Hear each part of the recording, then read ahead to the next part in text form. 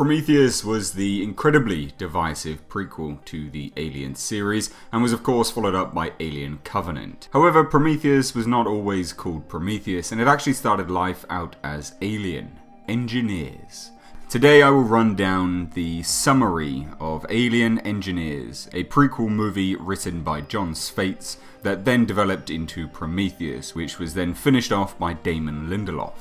In the introduction to this film, we would see three engineers land on a lush planet. One of the individuals eats a piece of ceremonial cake, which then boiled into a swarm of small scarab-like insects that dissolve him.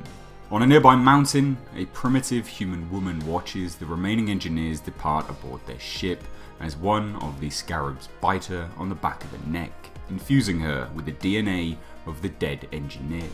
And thus we learn that this is indeed Earth, and the engineers landed to enhance our species by sacrifice. Flash forward into the future, we learn of Dr. Jocelyn Watts and Professor Martin Holloway. They are at an underwater excavation site using a pair of submersibles.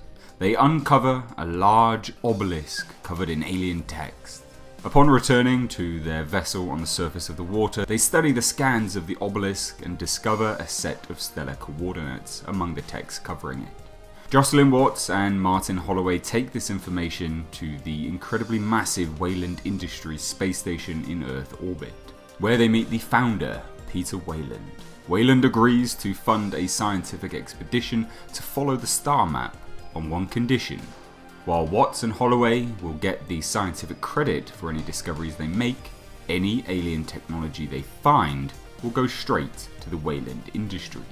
Having been turned down by every other backer, Watts and Holloway agree.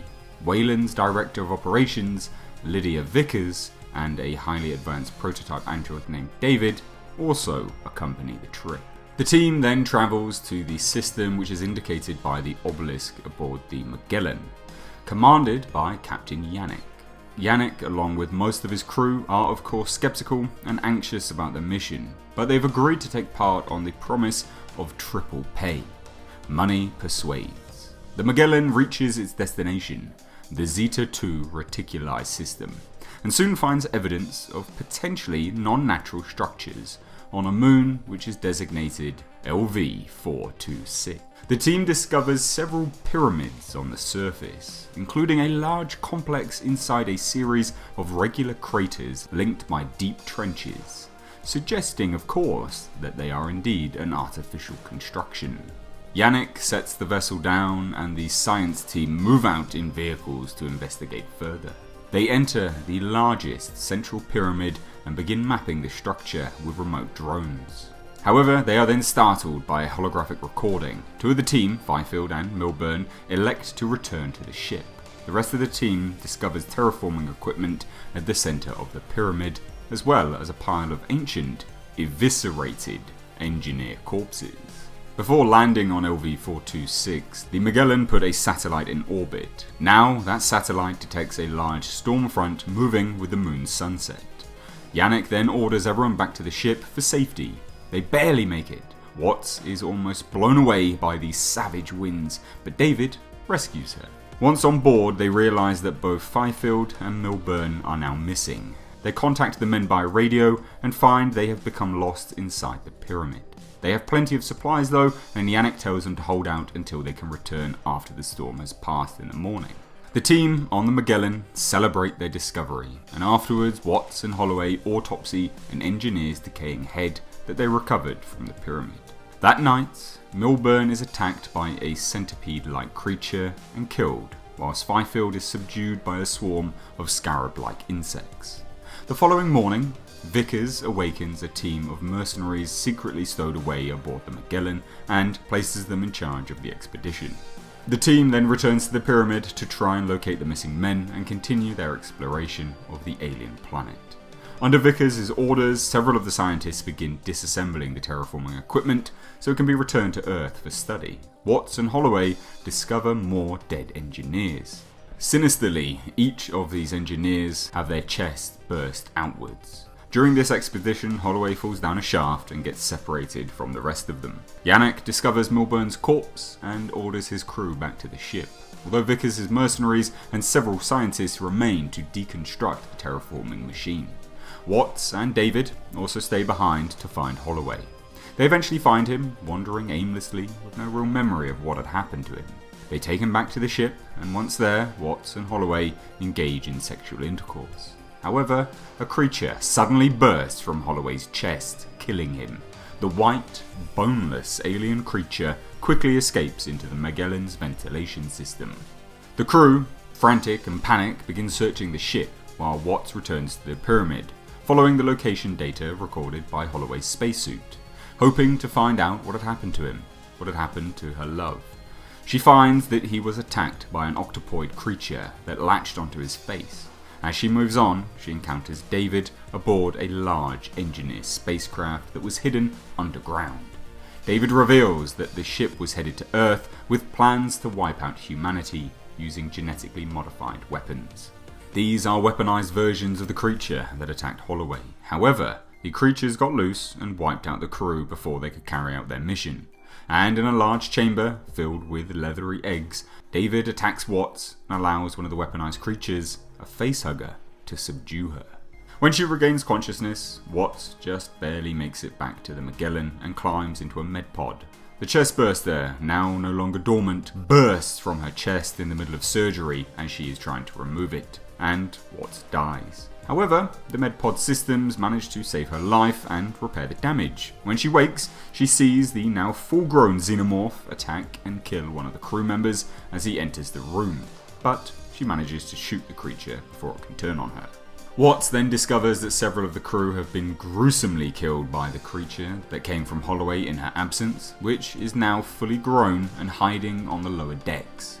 She informs the survivors of the engineer ship and its mission to wipe out humanity, a mission that David is now attempting to resume. With no alternative, the survivors elect to try and stop him while Yannick stays behind to try and fix the Magellan, which incidentally David had sabotaged. Aboard the engineer vessel, the remaining crew and mercenaries confront David as he revives the last engineer that has been in hypersleep.